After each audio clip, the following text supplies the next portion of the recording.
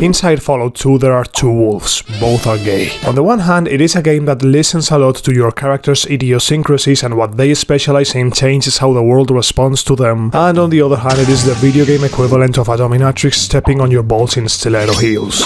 Fallout 2 is the same as Fallout 1, only with more of everything except talking heads. More side quests, more factions, more skill checks, a bigger map, a car, more enemies, and more shenanigans. Up to the user's interpretation which of them thinks is a good or a bad one, but what I believe to be undeniable is that this game is much more of a role-playing game than its predecessor. I have played this game twice, because my first playthrough was an objectively bad one, unreviewable. In the aforementioned, I made myself a dumb character, and out of the interactions that varied for being stupid, not a single one was positive. Each and every character that reacted to my stupidity did so to insult me. That must be your IQ on your jumpsuit, not a vault number. Guards! Escort this imbecile outside the walls! Tell me to fuck off, take advantage of me, enslave me, or even rape me. I think this last line pretty much sums up this side of the Fallout 2 experience, but just in case, I'll elaborate further. The world has changed a lot in the 80 years since Fallout 1, and now this is a much more political one, which I love, and a much more evil one, which I don't love so much. I generally am quite a fan of evil in art, believing that many times it's the big villains that carry the stories we love. In Fallout 2, however, all the characters are evil, or at least all the important ones, the ones with some degree of power. And lots of minor characters as well. The vast majority of characters, I'll generalize as always, and everyone in Fallout 2 wanna pursue their own goals, which is great, but those goals will always involve using you at best or taking what you have and they want at worst. This includes your body in the cases that personally disgust me the most, but it also includes genocide to take territory or energy sources. Let's go with an example. A chain of marvelous side quests involves helping the ghouls with their nuclear power plant, which is not looking so hot at the moment. Well, it's actually the complete opposite problem, hehe. Harold, a character from Fallout 1 and who will appear in Fallout 3 on the other side of the country for some magical reason to perhaps die incinerated, wants to avoid such a fate this time, and with your help he will succeed. Or not, because for starters your solution to fix my neighbor's nuclear reactor problem because it's poisoning my river may be to destroy their reactor and kill almost all of them, which you can accomplish in more than one way. There are a couple of variations of both solutions. The other one being to fix the reactor, which can be done by fixing and programming this robot to do a somewhat complicated route, truth be told, after which you have the opportunity to optimize the power plant to give the ghouls more energy, enough to be able to trade their surplus to their neighbors in Vault City, the glamorous civilization that emerged from a shelter for medicine. The joke is that the Voltrians, the Voltramites, like an invincible, are a bunch of assholes, and if they find out that their not so smooth-skinned neighbors' power plant is at full capacity, they will march over there at the end of the game and massacre them all. They shoot ghouls on sight. Makes conversation a bit tricky. And I love this. I find the castle chain as beautiful as it is horrible. But it's just as true that when all the interactions end in such tragedy, it starts to wear me out a bit, to be honest. Oh, the misery. There is an option to save the ghouls, which is to give the info to a very specific character to convince his companions to coexist peacefully, but as would happen later with Fallout New Vegas, Fallout 2 was released broken, and this option, as well as many others, does not work. Fuck you, genocide it is. I installed a mod to fix this problem, but by doing so I screwed up another mission. I even thought I would no longer be able to repair and get the car, a spectacular addition. I'd love more Fallouts with cars. You can't hate Fallout 2, it even has a bug that references Fallout 1, and thus here you also get locked in another fucking military base. Access granted, my balls. I had to download a save file modifier because my game was literally over. I could never get off the fucking 4th floor of the fucking base. Thank you, Black Isle/Slater workers of Obsidian. Leaving aside whether they are broken or not, I strongly prefer these games, New Vegas and 2, over the Bethesda games, 3, 4, and the fucking 76. But it kinda rubs me the wrong way, the more radical voices in the platform who trashes the latter, ignoring the few things Bethesda did do right, as well as ignoring all the things that the Fallout 2 and New Vegas team did wrong, which I insist they do exist, like releasing their games broken and not fixing them, not enough at least. Though I want to insist, both New Vegas and Fallout 2 are not only games I like, but they're my shit. I firmly prefer RPGs to open world shooters, and it's not even remotely close. But let me put a pin here in the politics quest chains as I'm trying to have some order and talk about the infinite evil in the world of Fallout 2. And I think one of the best examples are the sexual assaults. Because yes, Fallout 2, like the first one, has sex. Lots of sex. My girlfriend told me that she found it striking that a video game from '98 portrayed bi and homosexual characters, which I applaud of course. However, what strikes me the most is the repeated portrayal of sexual assaults in this game. This character, who is represented as the most disgusting, vile, despicable being deserving of the most horrible punishments imaginable, tries to sleep with your female character upon meeting her. And he will succeed if the latter were dumb and with little constitution. He'll slip a drug in your drink and you'll lose your virgin perk, to put it mildly. I'll tell you later how I discovered this interaction, because in my dumb playthrough I did not play a female, and in my female playthrough I did not play a dummy. The daughter of one of the mafia bosses of the equivalent of the Strip in this game being straight as an arrow, if a man does the JoJo meme and approaches her, the latter will propose activities of the carnal nature that the former can refuse. But if the former is a fool, then she will try to trick him into having sex without his understanding or consent. In any case, you can refuse this girl, but she will react by screaming that you have raped her and the whole mafia will come to kill you. And while this was an example of the wickedness of the game, and the last one at that, it is also an example of a very interesting design issue. Ladies, gentlemen, with your leave I would like to bring a matter to your attention. The whole mafia wants your head. You're inside the lion's den. The way combat works in Fallout 1 and especially 2, the armor you wear can be the difference between being a piece of wet tissue who dies in one hit and being an immortal god. Most players follow the natural progression of the game and will face this encounter with a level and equipment with which they won't be able to deal with even a couple of these mobs. And yet Fallout 2 throws dozens and dozens of them in your face. There's no way you're getting out of here alive, and the designers had to know that.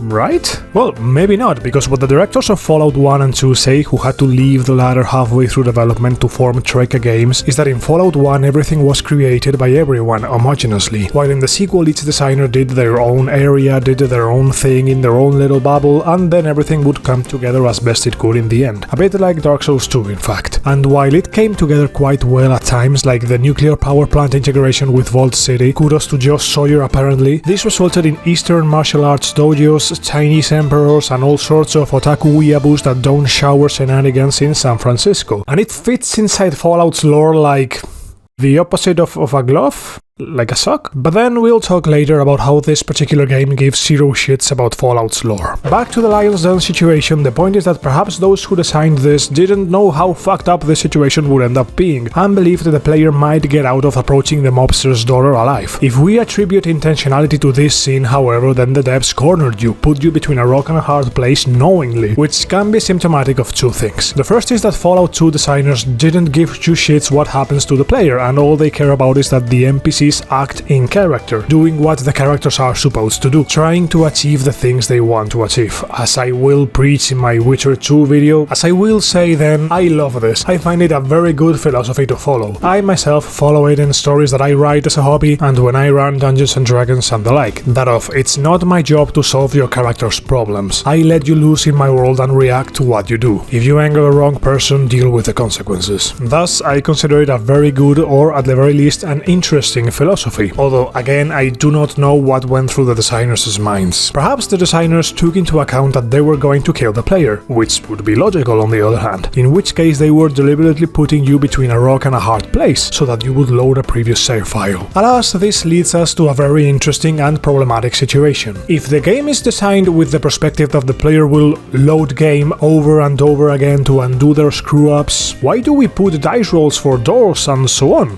Let me explain. There is a skill in all Fallouts that is to pick locks. In the first Fallouts, however, you don't need it at all. You can pick and pick until by loading the game you end up passing the test by sheer luck, or by sheer cheating, depending on how you want to see it. This happens to many RPGs, old and modern, and we will discuss it in future Fallout videos. The arch-famous and dubbed the best modern role-playing game before Baldur's Gate 3 stealed that award, Disco Elysium, suffers from exactly the same problem, that it has a literal dice rolling system that the player can absolutely break if they abuse saving and loading the game. This raises the following dilemma. Is it the player's responsibility not to cheat and not to abuse systems that should not be abused? Or is it part of the unspoken pact between video game and video gamer that the former will pose challenges to the latter which the latter must overcome using all the tools at their disposal? I'm sorry, I don't have the answer. I have an answer, my answer, what I would do if I were the lead designer of a video game. I would attempt to create a cheater-proof video game, undoubtedly. I don't know if, philosophically speaking, the player should be or expected to be the champion of honesty and never reset despite having failed a check with 95% probability of succeeding it because they had bad luck despite having a specialized other character in that particular thing. I would not place that responsibility on the players of having to refrain from abusing systems that could have been built not to be abusable in the first place. And Fallout 2's developers agree with me, judging by how in New Vegas these skill rolls would become checks that you only pass through if you meet the skill requirement, which Fallout 1 and 2 sometimes did only in dialogue. The team of Fallout 2 and New Vegas for the latter could have approached it like 2 and 3, but they chose the much more solid system in my eyes. But honestly, I think Fallout 2 overall is solid as well. I don't think it's a bad game at all. I'm not trying to throw shit at it. The random roll skill checks, as I said, aren't an exclusive thing of Fallout 2, nor do they drag the game through the mud.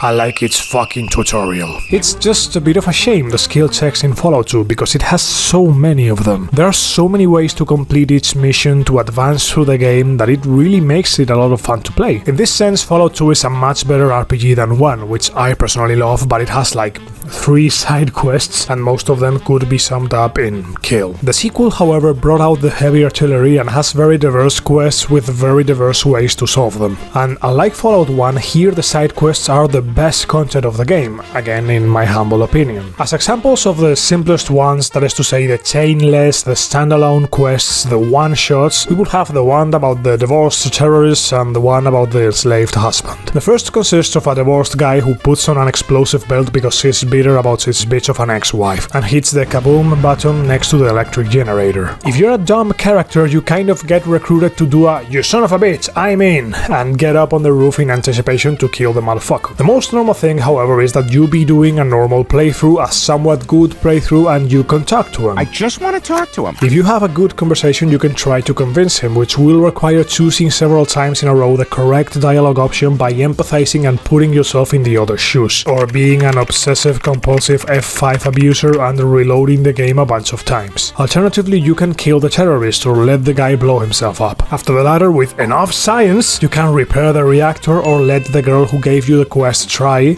and die. Or die. Different resolutions result in different rewards, and it's pretty cool. I don't ask for more from an RPG mission. An interesting approach, more of a comedy theme here, and many ways to resolve it depending on how you've built your character. Most of these side quests I wouldn't say are necessarily cinema, but I found them to be very, very good. But then we have the quest chains, which are much more elaborate. Not all the quest chains involve politics, but many of them do, and in my humble opinion, they are the best in the game. It all makes brutal logical sense, and some are quite convoluted. Both Vault City and the New California Republic are involved in a couple of them. Vault City is under attack by bandits. Coincidentally, one of the mob bosses, whose wife and daughter you can sleep with, by the way, tried to strike a protection deal with the city, and since the city turned it down, it has now hired mercenaries to attack the city as a way of, quote-unquote, showing them how badly they need the mob's protection. The leader of the city, Lynette, and my favorite character in the game, on par with Marcus and the Robodog, I mean K9, not the actual Robodog called Robodog, tells you that she'll sooner take cover from the New California Republic rather than the mobsters who are extorting her. We do not associate with criminals. I would sooner ask NCR for help. And the brilliant thing about all this is that this is exactly the plan of the President of the Republic, to use the Mafia to extort and cheat the city so that the city will be annexed to the Republic without the latter having to lift a finger. And if you as a player do nothing, that's exactly what will happen. I think it's a great causal chain of factions hatching complicated plans, so much so that in very few games, in very few stories, you see anything of this caliber. And the truth is that it's a shame, this is my shit. At the same time, President Tandy, who debuted in Fallout 1, has an imposter among us, a spy among her ranks, which you will discover if you hack into the Kansas HQ computer with enough science. The Godfather wants to kill the second and third most influential men in the Republic, the Brahmin Barons and the Vice President, but not the funny one, this one, for political reasons. One of them, them, however, will make like Tyrion Lannister and pay you double for taking out your employer, after which his wife will agree to escape from the family that holds her in thrall. Yes, convincing his poor wife to escape after sleeping with her is a side quest in the game.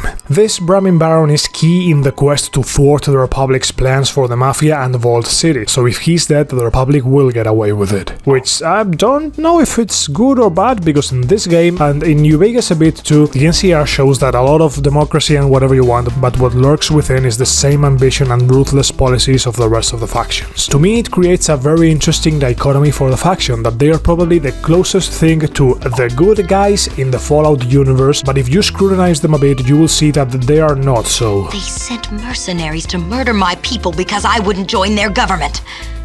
I can barely believe it. It's a shame, because Fallout 2 has several examples of grey characters and factions, complicated, very The Witcher-like, and then there's, for example, the mission of the Arizona Rangers, who ask you to free some slaves, so you do so, kill a bunch of bad guys, free the slaves, you swear to be good, and then, yeah, Ranger. Does it make any difference to be a Ranger? Oh, not much, really. A whatever of a mission, to be honest. Especially when, I insist, Fallout 2 knows how to do it better. I mentioned before that Lynette, the leader of Vault City, is my favorite character of the game and quite high of the saga as a whole, actually. Democracy. The archives state that many old world nations had such a government.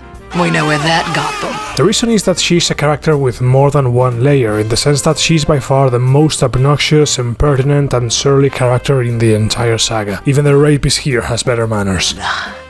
Unlike him, however, Lynette is opposed to murder and presumably sex crimes as well, as it is basic human decency, but she is a staunch advocate of slavery. You can confront her about this and she'll tell you that slaves are much happier working for them inside their precious city than starving on the street. And while that's a bullshit justification because, surprise surprise, nothing justifies slavery, it does strike me as the most logical argument a slaver could give you. Interestingly enough, Fallout 2 doesn't let you support the coup d'etat of an anti-slavery candidate who's gonna improve things from within. Instead, you either slaughter everyone or let the other factions eat them alive, which is very funny. If you don't intervene, the ghouls' power plants radiation, the mobs and the Republic shred them to pieces. Or you collaborate with Vault City and its leader Lynette, who proves to be very polite and kind to those who reciprocate that politeness, and more importantly, never confront her.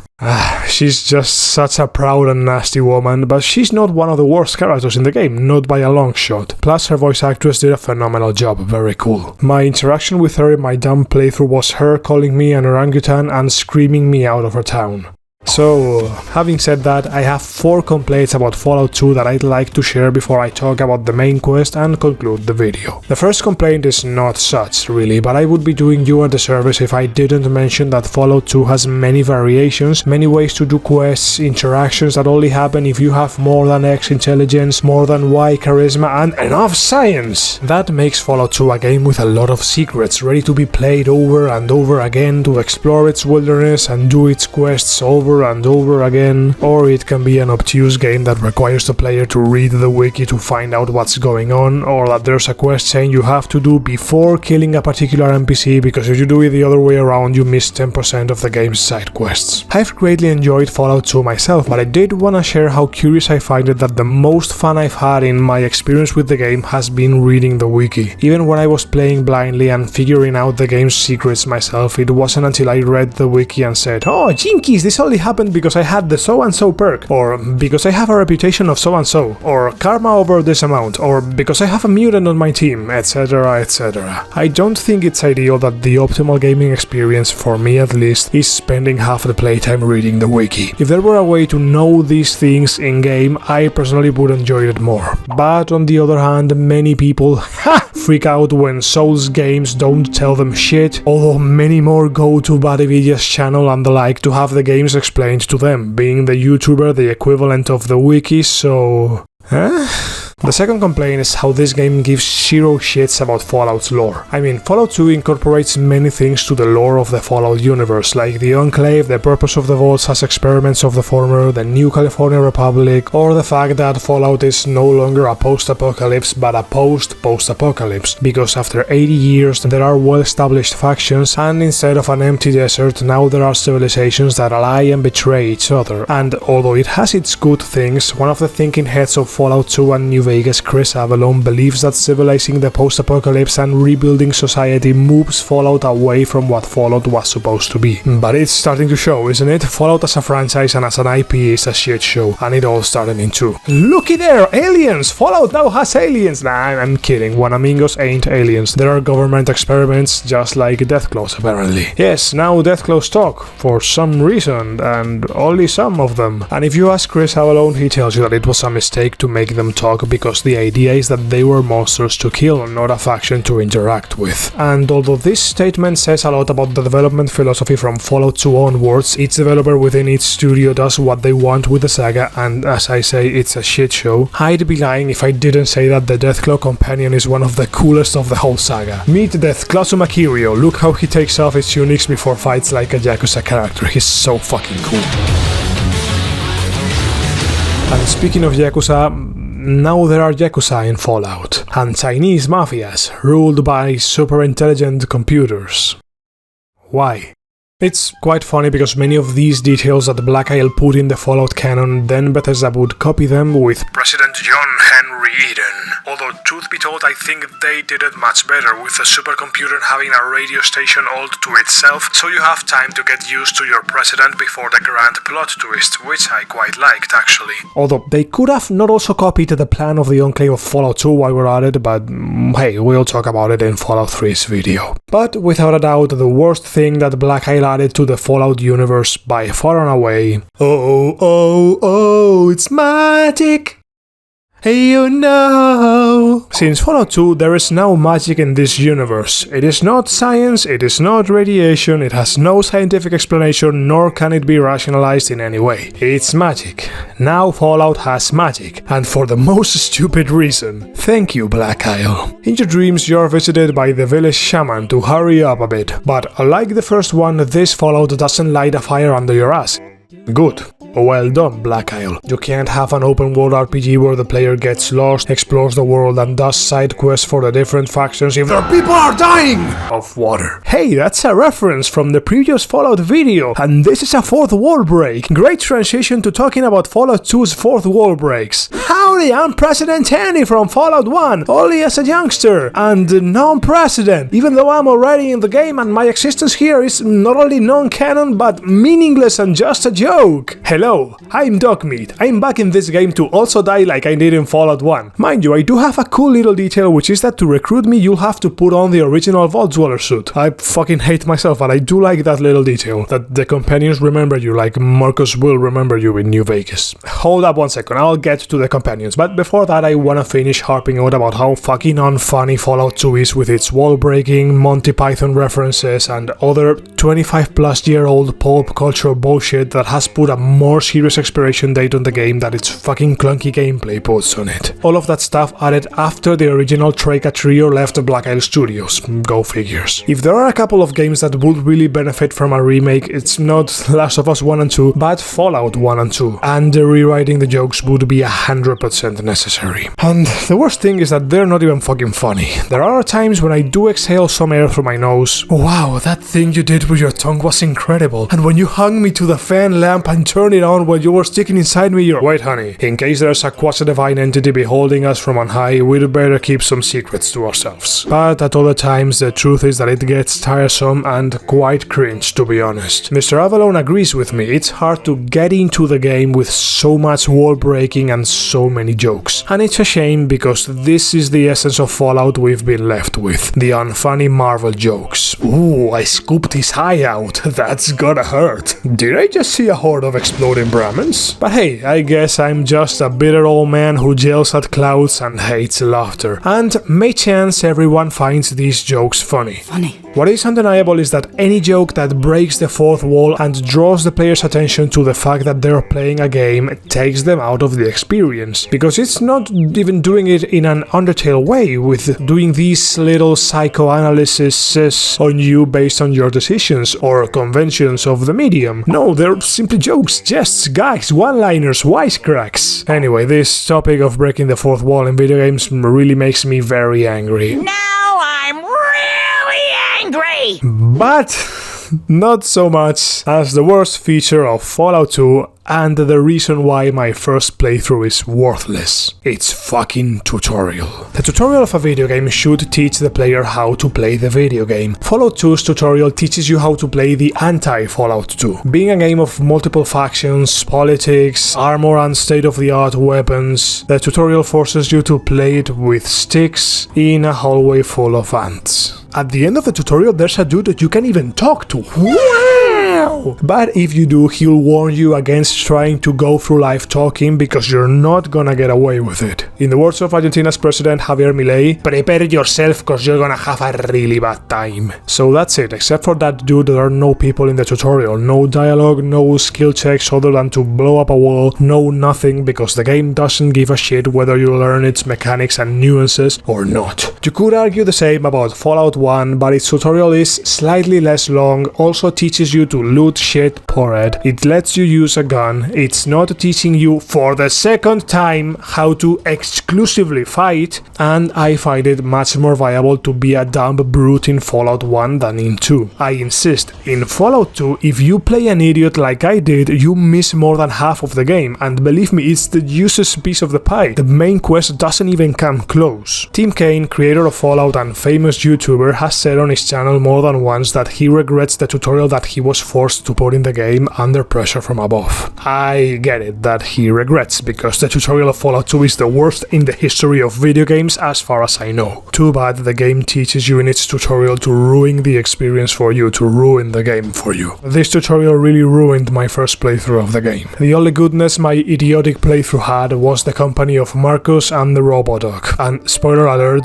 they both died. Second time around I was able to meet many more companions, and I have to say that compared to Fallout 1, the companions improved a lot in Fallout 2 and would improve even more in New Vegas. The trajectory of the team was very good, and although here in Fallout 2 the companions could have talked a little more, it is true that in return they have very cool ideas going on, such as the Tklasuma Kiryu, the two Robodogs, Marcus, or the Jinx dog. So yeah, what's not an improvement over Fallout 1 is definitely the story of Fallout 2, its main quest. I've even heard it described as the best story in Fallout. I disagree. I mean, it's not that I find it offensively bad or anything, but I wouldn't say that it exists. I mean, there is a main quest, but capital S story, as I will discuss in New Vegas' video? No. Fallout 2's story consists of we die in 100 days, trade offer, and you have to find the MacGuffin in Vault 13. There's more than one way to find Vault 13, though they all require you to drive across the entire west coast to get there, exploring all the game's map, which is good design. They force you to play the game to finish the main quest. This is not a jab at Fallout 3, which doesn't work that way. I'm sure it was a conscious decision in that case. We'll talk about Fallout 3's main quest design in the next video in the series, ring the bell if you're interested.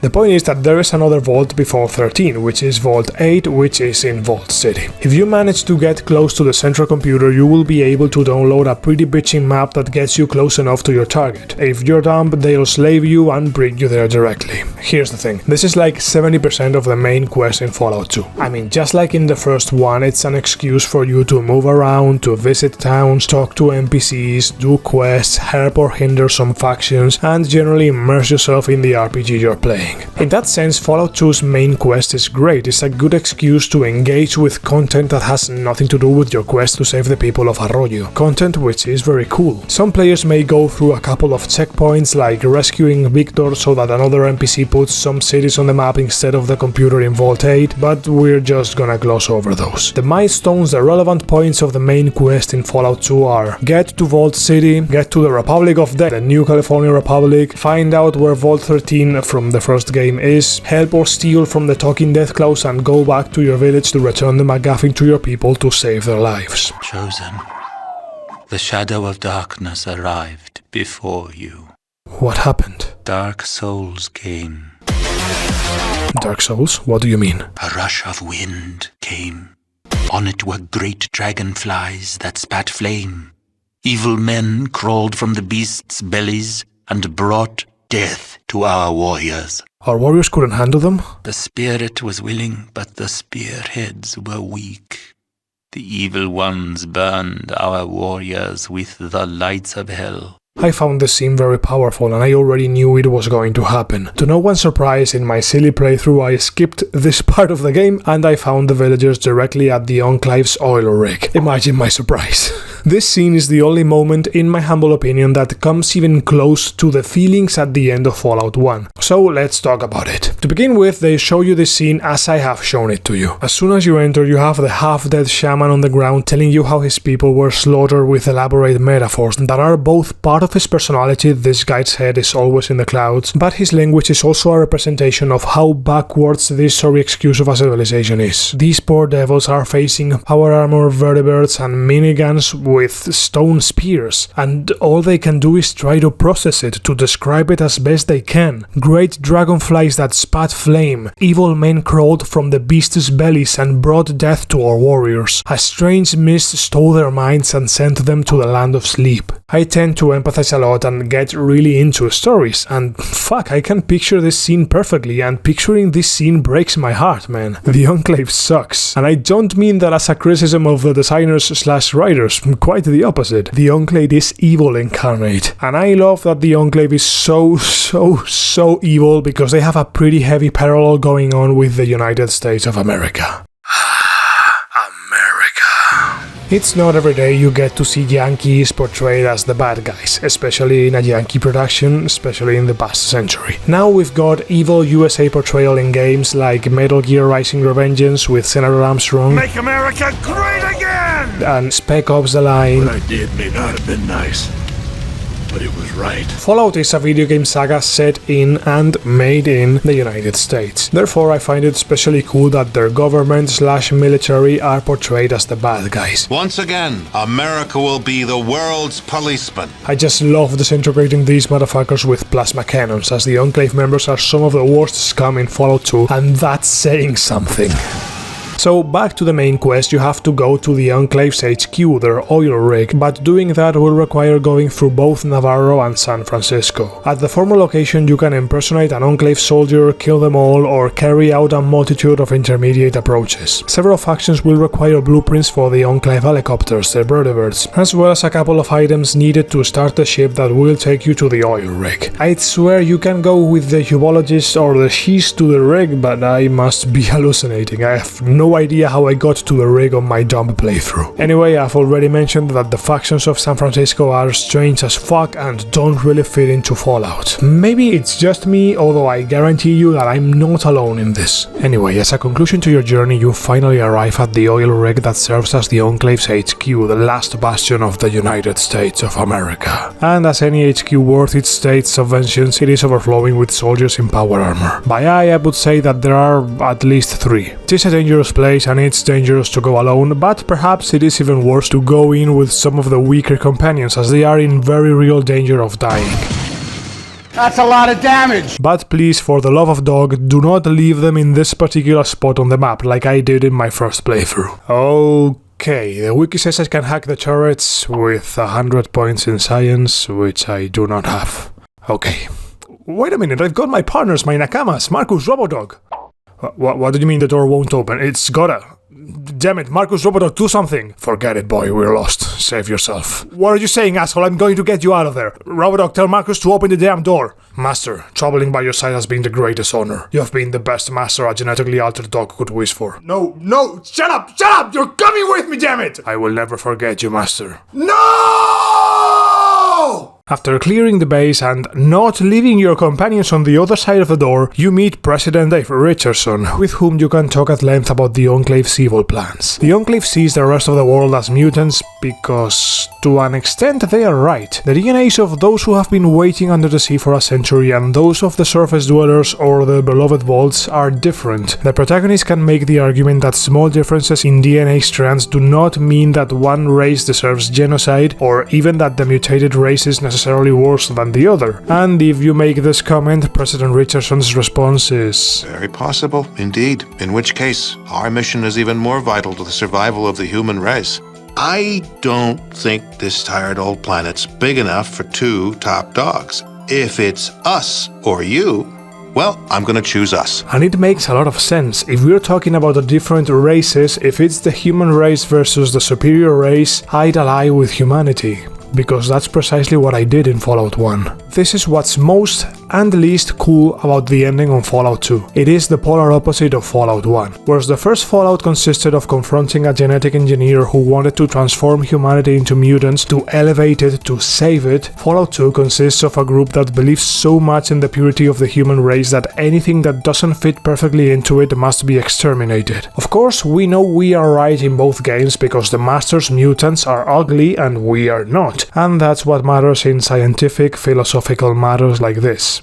Appearances. Be that as it may, very cool parallelism between the two Fallouts, and it's not the only one. In the first Fallout you delved into the Master's lair in one of multiple ways, solving the problem and defeating the Masters in one of multiple ways, depending on your decisions, the information you had at your disposal, very cool, and how you had built your character. That's assuming you even wanted to take down the Master, because as I said in its respective video over a year ago, maybe you find the Master's plan convincing, in which case you can join him. The ending of Fallout 2, on the other hand, would be exactly identical for all players. Yes, they may destroy the reactor in slightly different ways, but all playthroughs will end by inserting the presidential card looted from President Richardson's corpse into the computer, causing the Enclave turrets to kill Special Agent Frank Horrigan, the game's final boss. Frank Horrigan is the polar opposite of the Master in every way, except that they both blindly believe in their cause, and that they're both mutants. Cool as hell, Frank Horrigan. Even if you only see him in this encounter, he gets enough characterization to be a well-defined and cool character. Frank is your typical US soldier who would star in a war movie, who sees himself as the hero of the movie, a movie that's all about killing bad guys. And that's what Frank does, obey the president's orders and kill the bad guys. And there is no more president. Again, one thing he doesn't differ from the Master is in his mutant nature, as Frank is a genetically modified super soldier, which makes him a bit of a hypocrite, seeing how disgusted by and eager to kill mutants he is. But the most important thing, the most characteristic feature of the encounter with Frank Horrigan is this. Can't we talk about this? We just did. Time to die. Part of what means to turn the ending of Fallout 1 on its head is that the ending of Fallout 1 is not only the best of the series, but easily one of the best of any video game, in my humble opinion, and among the ones I've played, naturally. The ending of Fallout 1 was riddled with variations, decisions, with a villain so redeemable and complex that I consider perhaps the best character of the franchise, which has never been surpassed. My top right now would be the Master, Sean, Lynette, and House, having played no DLCs, just the base games. Fallout 2's Enclave, it has its things going on. They explore some interesting concepts, but they just don't got the heart that the Master had. It's okay, no Fallout ending lives up to the original ending, and it doesn't mean that they are garbage games. However, it is true that the second game attracts comparisons all by itself. It is very cool what it proposes to be the polar opposite to the end of Fallout 1, but it is true that the conversation with President Richardson shows quite vividly the two different styles and the true priorities of the different endings. In both you can talk for a long time with the bad guy, but in the sequel you have like two dialogue paths leading to the same conclusion, and in almost all the dialogue nodes, the points where you can talk, you can only say one single thing. You can see very clearly how much the ending of Fallout 2 listens to the player, which contrasts a lot with the rest of the game. And as such comes the PowerPoint presentation, where, now yes, you are debriefed on what has happened to the west coast of the United States, all thanks to the Chosen One, their actions and their decisions. Of course, the part that has to do with the main quest will be exactly the same every time, because fuck you. But in return, the different factions will have fallen or expanded their influence depending on your decisions. Fallout 2 is a video game, I can confirm. One that stepped on my balls like a dominatrix in stiletto heels, and one that I didn't understand on my first playthrough. That is, I understood its awful tutorial and the ending that has zero choices, but I didn't understand the open world role-playing game that comes before, and that's where the game shines the most. For better and for worse, Fallout 2 is the one that set a trend, the one that marked the direction that the saga would take from then on. For worse, because now the saga is too unserious for my taste, but for better because of all the variations according to your decisions and your character's skills and its stellar side quests. Fallout 2 is a cruel game, not only because everyone treats you like shit, especially if you're stupid, since every NPC is evil as fuck, but also because it is a much more difficult game than the previous one. I would not recommend Fallout 2 to anyone who is not a very specific player profile, the one with hair on the genitals who is very familiar with this genre of video games, CRPGs, with the rhythm of the game, the UI, the controls. With enough patience, Fallout 2 can become a super immersive and super cool experience,